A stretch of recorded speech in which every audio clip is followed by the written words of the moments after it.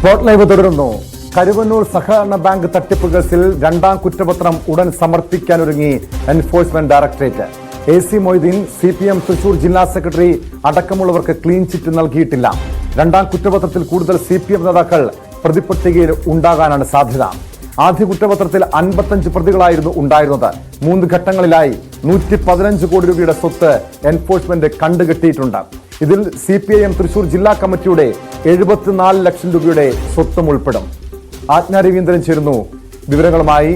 ആജ്ഞ, ഈ കരുവന്നൂർ സഹകരണ ബാങ്ക് തട്ടിപ്പ് കേസിന്റെ അന്വേഷണത്തിൽ കൂടുതൽ വിവരങ്ങൾ, അതായത് CPM ജില്ലാ നേതൃത്വത്തിന് ഈ തട്ടിപ്പിൽ പങ്കുണ്ട് എന്ന് സംബന്ധിച്ച് EDയുടെ കണ്ടെത്തലുണ്ട്. ഇതിന്റെ അടിസ്ഥാനത്തിൽ എന്തായാലും CPM ജില്ലാ സെക്രട്ടറിയും പ്രതിപട്ടികയിൽ ഉൾപ്പെടും എന്ന് തന്നെ കരുതണമല്ലേ?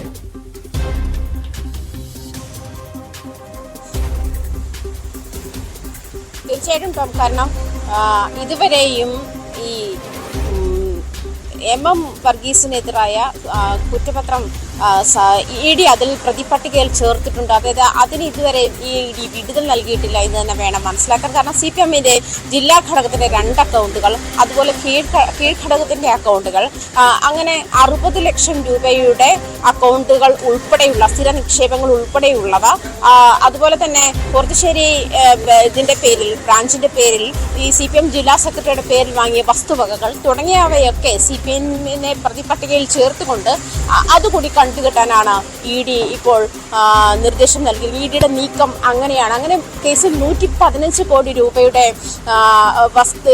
നിക്ഷേപവും ഉൾപ്പെടെ 115 കോടി രൂപയുടെ ആസ്തിയാണ് കണ്ടുകെട്ടിയിരിക്കുന്നത്. ഇത് മാത്രമല്ല, നേരത്തെ ബാങ്കിൽ നിന്നും ഈ കരുവന്നൂർ ബാങ്കിലെ തട്ടിപ്പുമായി ബന്ധപ്പെട്ട് നടത്തിയ ഇടപാടുകളിലൂടെയാണ് ഇങ്ങനെ CPMന്റെ ജില്ലാ നേതൃത്വം ഉൾപ്പെടെയുള്ള, അല്ലെങ്കിൽ CPMന്റെ അനുയായികളായ പലരും കോടീശ്വരന്മാരായി തീർന്നതെന്നാണ് EDയുടെ കണ്ടെത്തൽ.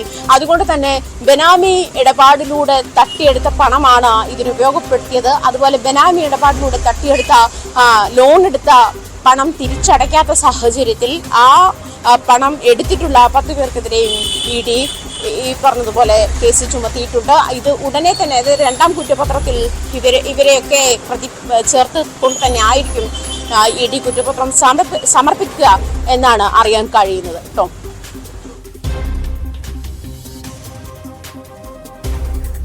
കഴിഞ്ഞ ദിവസവും ED കൂടുതൽ നടപടികളിലേക്ക് കടക്കുകയാണ്. CPMന്റെ ഉടമസ്ഥയിലുള്ള സ്വത്തുവകകളടക്കം കണ്ടുകെട്ടുന്നു. ഏകദേശം 115 കോടി രൂപയുടെ സ്വത്തുവകകൾ കണ്ടിട്ടുണ്ട്. അതിൽ തൃശൂർ ജില്ലാ കമ്മിറ്റിയുടെ 74 ലക്ഷം രൂപയുടെ സ്വത്ത് ഉൾപ്പെടെയുണ്ട്.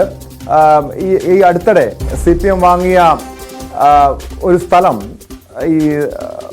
അതുപോലും ഈ കള്ളപ്പണ ഇടപാടിലൂടെ കരുവന്നൂരിലെ ഈ തട്ടിപ്പ് പണത്തിലൂടെ വാങ്ങിയതാണെന്നൊക്കെ കണ്ടെത്തലുണ്ടല്ലോ. വലിയ രീതിയിൽ CPM നേതൃത്വം, ജില്ലാ നേതൃത്വം പ്രതിരോധത്തിലേക്ക് പോയിരിക്കുന്നു. ഇതിന് ശേഷമുള്ള CPMന്റെ പ്രതികരണങ്ങൾ എന്തെങ്കിലും പുറത്തു വന്നിട്ടുണ്ടോ?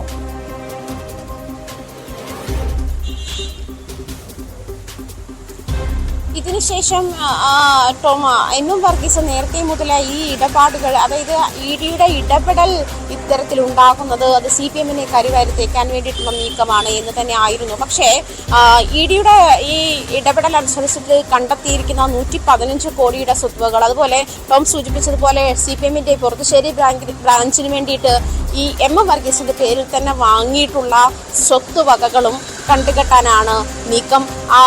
മാത്രമല്ല, ഈ കീഴ്ഘടകങ്ങളുടെ CPMന്റെ ജില്ലാ കമ്മിറ്റിയുടെ പേരിലുള്ള ഈ 74 ലക്ഷത്തിന്റെ സ്ഥിര നിക്ഷേപം, അതിനുശേഷം 60 ലക്ഷത്തിന്റെ വീതം ഉള്ള CPMന്റെ കീഴ്ഘടകങ്ങളുടെ ആസ്തി, സ്ഥിര നിക്ഷേപങ്ങൾ ഉൾപ്പെടെയുള്ളവ കണ്ടുകെട്ടാനുമാണ് ED നിർദ്ദേശം നൽകിയിരിക്കുന്നത്.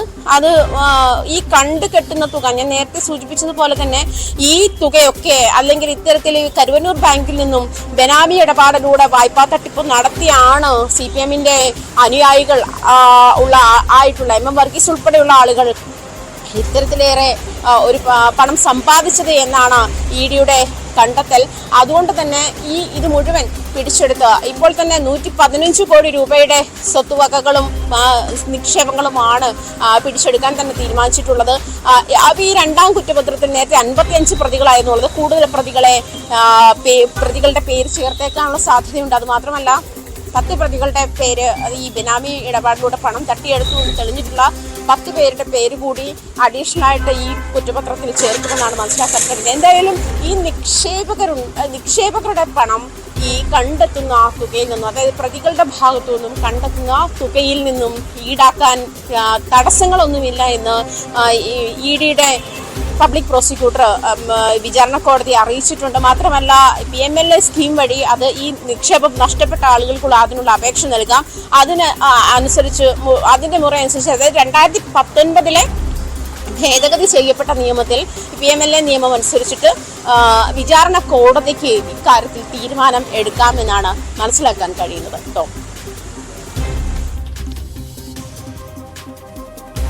വ്യക്തമാണ്. ആജ്ഞ രവീന്ദ്രനാണ് വിവരങ്ങൾ നൽകിയത്. കരുവന്നൂർ സഹകരണ ബാങ്ക് തട്ടിപ്പ് കേസിൽ രണ്ടാം കുറ്റപത്രം സമർപ്പിക്കാൻ ഒരുങ്ങുകയാണ് എൻഫോഴ്സ്മെന്റ് ഡയറക്ടറേറ്റ്. CPM-ന്റെ ജില്ലാ സെക്രട്ടറി അടക്കമുള്ള പല പ്രമുഖരും ഈ പ്രതിപട്ടികയിൽ ഉണ്ടാകുമെന്നാണ് സൂചന.